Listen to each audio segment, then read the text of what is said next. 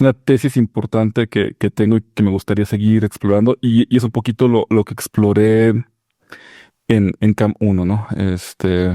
Y hay que ponerle, hay que contextualizarlo completamente, ¿no? Y hay que entenderlo. Vamos a partir de un punto de vista filosófico.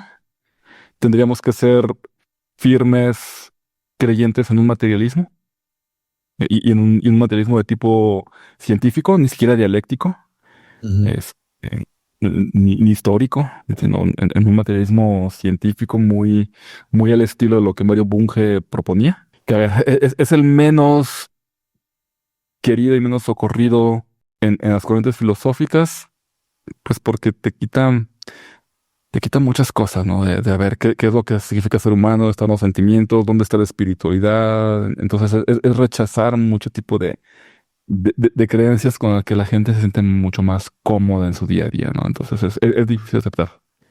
¿Conciencia? No, eh, ¿qué es la conciencia, no? Tenemos que pensar. Sí. Ok. Nada más quería saber si incluía entre las cosas que rechazaba conciencia. No lo podría rechazar, pero sí podría. Cuestionarla. ¿A dónde puede llegar? Ya. Exactamente. Y Sí, porque no hay definición clara o comprobada si hay tal cosa. siendo estrictos, yo sí creo que cualquier cosa que puede suceder en este universo está regida por las leyes de este universo. Que, que no las tenemos todas resueltas, estoy de acuerdo. Tenemos un gran entendimiento, estoy de acuerdo. Que podría darse el caso de que nunca las entendamos o que nunca descubramos esta ley única. Ok. Puede pasar. Puedes pasar. El hecho de que seamos lo suficientemente ineptos para no entenderlas no significa que no estén ahí. Y Estoy de acuerdo. diferente, ¿no? Estoy de acuerdo con el comentario. Podrían estar y nuestra capacidad mental podría no dar para entenderlas. Ni en 3000 años, ni en 30.000. Pero sí, sinceramente pienso eh, que a nivel físico y metafísico todo son interacciones de materia y energía, absolutamente todo. Y que cualquier fenómeno que sucede dentro del universo es gobernado por estas leyes, ¿no? Está delimitado, incluyendo la conciencia. Entonces, la conciencia a priori debería ser un fenómeno que podamos explicar utilizando las leyes de nuestro universo. Porque si no, pues no tiene sentido, ¿no? Entonces, ¿de dónde Sí, quedó todo porque esto? está empezando porque está en el universo, no está afuera. Parménides, por ejemplo, ¿no? Exactamente. Si es algo que viene del más allá o de un fuera, ¿cómo es que se logra esa conexión? Y a partir de que está esa conexión con nuestro universo, ya sucede dentro del universo. Ya sucede en el universo. Sí. No es como que las conciencias están flotando en otro universo. Exactamente. Y no hemos encontrado ninguna conciencia sin un cerebro Sí. O un cuerpo. o un cuerpo. Exactamente. No hemos encontrado. Entonces, sí pareces. No hemos encontrado. Me gusta cómo lo dices. Es inducción, ¿verdad? Los cisnes negros. Hasta que encontremos uno, veremos. Y esto es lo maravilloso de la ciencia. Haciendo un paréntesis, la ciencia debe tener tres características, pero una de ellas es la falsabilidad. Así, Falsabilidad. Popper, ¿no? Popper. Karl Popper y Thomas Kuhn. Si no incluimos elementos de falsabilidad en nuestras hipótesis, caemos en el dogma. ¿Cuál es la diferencia entre religión y ciencia? El dogma. Mm. Entonces, por eso necesitamos incluir en nuestras teorías siempre reproducibilidad, repetitividad y falsabilidad. Si no, se nos desmorona nuestro sistema de creencias, o nuestro sistema científico, o nuestra hipótesis, o lo que quieras, ¿no? Pero resuelve, entonces, si las conciencias, los sentimientos y demás los experimentan seres vivos con un cuerpo físico, y este cuerpo físico lo podemos reducir a interacciones de materia y energía, eventualmente deberíamos ser capaces no de simularlo, de replicarlo. Eventualmente deberíamos ser capaces de replicar universos. Ya, A ese nivel de complejidad. Sí. deberíamos ser capaces de decir, ok, ya entendí las interacciones en las singularidades, ya entendí cómo los campos fundamentales. Ahora, habían ahí unos problemas que recuerdo, no sé si estoy 100% seguro, pero creo que los platicamos, de algunos algunas paredes duras de física, problemas duros de cuántica, como el efecto algo Monte Carlo, interacción Monte Carlo, algo así. Ya, hay, hay muchas cosas que no entendemos en la cuántica y hay el, Monte Carlo es una familia de algoritmos de simulación. Es se me olvidó el nombre ahorita Ujú. de más mundo. Algoritmos de simulación para simular partículas, neuronas, cualquier cosa. Y eh, probabilidades en los casinos, probabilidades Probabilidades. de guerra. Por eso se llama Monte Carlo esa familia de algoritmos porque utilizan más o menos el azar, lo que puede suceder, y se empezaron a aplicar por Paul von Neumann para la Segunda Guerra Mundial. Y eso es esa familia de algoritmos. Y entonces es otro rabbit hole ahí interesante, ¿no? Ok. Pero en la física cuántica, sobre todo, sucede que tenemos un profundo no entendimiento. Y esto se debe también a que ni siquiera tenemos el vocabulario para describirlo. Y típicamente acabamos recurriendo a lo que se conoce como explicaciones semiclásicas, en donde tratamos de encontrar un ejemplo del mundo clásico, extrapolarlo a las consecuencias cuánticas y tratar de establecer un puente o un símil entre el efecto clásico y el efecto cuántico para que las personas lo entiendan. ¿Teoría de cuerdas es eso? Teoría de cuerdas es eso, el solo hecho de explicar ah, ciertos números cuánticos que tienen las partículas fundamentales, como el spin. Se habla mucho del spin de los electrones, de que si es un medio menos un medio, y esto va ligado con el entrelazamiento cuántico y demás. Y típicamente el spin, su mismo nombre nos indica spin, que es algo que gira, ¿no? Gira, sí, spin. Y entonces, la mejor forma que tenemos semiclásica de explicar lo que es el spin de un electrón es, imagínate una Una pelotita, esferita. una Ah, esferita que gira.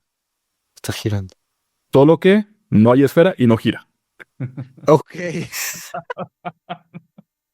¿Qué tal eso para confundir a... Claro, entonces, mucho en canales de divulgación y en podcasts y demás que explican Hombre. el spin medio significa, en el caso del electrón, que tiene que dar dos vueltas completas para que se vuelva a ver igual. Eso significa un medio, ¿no? Un spin de 3 significaría que tiene que dar un tercio de vuelta para que se vea igual. Y el problema es que esas partículas no se pueden ver. No, no hay forma de verla. Porque ni siquiera es una partícula. Y Sí. también explicamos esta dualidad onda-partícula, que creo que el término dualidad ha hecho mucho daño, porque de repente Mm. que a placer o que a capricho, o si lo vemos o no lo vemos, o si pensamos en él o no pensamos, se comporta de tal o cual forma y la realidad es completamente diferente. Es una onda y es una partícula al mismo tiempo. Es un tercer estado, no es ni una ni partícula, es un tercer estado que comparte características de esos dos estados al mismo tiempo siempre. Es como una síntesis, un híbrido. Ándale, es un híbrido. Pero no tenemos un término que lo defina como híbrido. No tenemos un término que englobe Le llaman dualidad partícula-onda. onda particular. Fíjate cómo el lenguaje a veces estorba. Un buen trabajo científico sería limpiar términos, ¿no? Poner términos nuevos. En términos nuevos. En literatura ya moderna y académica, a ese tipo de partículas les llamamos point-like, que parecen Point-like.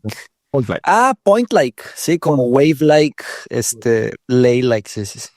Le llamamos point-like particle para evitar seguir usando el término de duality. Es Porque tipo un punto, como un punto. no, no es un punto, es como un punto. Y como que gira, pero pues tampoco gira. Entonces, ahora observemos este como que gira. Como que punto, como que gira, pero, ajá.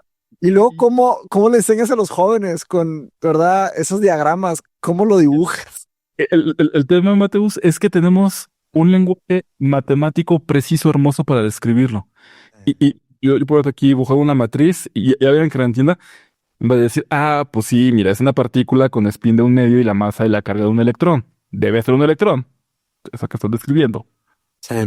Sí, como dicen en inglés, ¿verdad? Cuaquea como pato, se mueve como pato, debe ser un pato, ¿verdad? Algo así. Debe ser un pata. Y luego le pones mucha atención y dices, ok, pero tiene simetría. Entonces, pues es un par electrón-positrón o cosas por el estilo, ¿no? Pero es un lenguaje muy técnico y muy matemático que a ver, si de por sí a la gente no le gusta, no le gusta o no siente la pasión o siente que no es lo suficientemente buena en las matemáticas para entenderlo, tú pones un libro divulgativo con eso, nadie lo va a leer. Entonces, por tenemos que seguir recurriendo a los famosos ejemplos semiclásicos y seguir explicando que el spin de un electrón significa la forma en la que la pelotita gira. Entonces es como no sé si es la palabra, pero un tipo de mediocridad. O sea, faltaría más precisión, más rigor. Sí, no mucho más. Igual el término dualidad onda-partícula hay que dejar de usarlo. Es onda y es partícula a la vez. Y de ahí se derivan grandes consecuencias como la incertidumbre, el por qué no la podemos medir. Y también por ejemplo, en el tema ya de incertidumbre, ya que estamos hablando de esto, pues muchas veces en canales o en podcasts o demás me he encontrado con que pues, no puedes medirla porque al hacer la medición influyes y afectas la trayectoria y demás, y no va por ahí. La incertidumbre es algo inherente a ese tipo de partículas cuánticas. Mm. Está presente en la midas o no la midas. Viven con esa incertidumbre, no pueden sobrepasarla. Hay otra incertidumbre introducida al hacer la medición, claro está, porque tienes que medir con energía y la energía que entra al sistema va a afectar la trayectoria de la partícula. Pero antes de eso hay incertidumbre. Y como hay incertidumbre, no podemos definirlo como una pelotita que está en algún lugar del espacio-tiempo. Está difuminada, está disperso. Está, está ahí, no está, está en varias partes a la vez. O sea, el lenguaje en la mecánica cuántica ha hecho mucho daño, mucho daño. Ha hecho mucho daño. Y esas palabras, yo estudié un poquito de esa historia en inteligencia artificial, que habían contendientes, habían diferentes propuestas para llamarle a esa tecnología, y la que ganó, se quedó, fue inteligencia artificial, pero es también un pésimo término, ¿verdad? Es un pésimo término. Ahora, ¿cómo? Me imagino que en la ciencia, pues así fue sucediendo con cada uno de los términos y se fueron asentando y de repente ya había 15,000 papers y ya no hay vuelta atrás. Ya esa es la palabra. Llega a los medios de comunicación que te Ah, en todo y es catchy. sí, La partícula de Dios fue uno de esos. sí es cierto. Me suena eso de God Particle y todos hablando de eso. Estaba Leon Lederman escribiendo un libro que hablaba del bosón de Higgs. Y Leon Lederman no era un buen escritor de divulgativo. Y lo escribe en conjunto con otra persona que sí era muy buen escritor. Y de repente en el título dicen, ¿qué le ponemos? Y entonces, pues, dicen, pues vamos a ponerle de God Particle. Y luego le dicen, no, pues no me gustaría que ese título permeara, ¿no?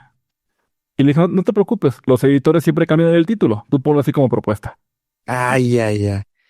Es que es lo que vende. Ese es un problema enorme, ¿verdad? Que se queda el bosón de Higgs, se quedó como la partícula de Dios, gracias a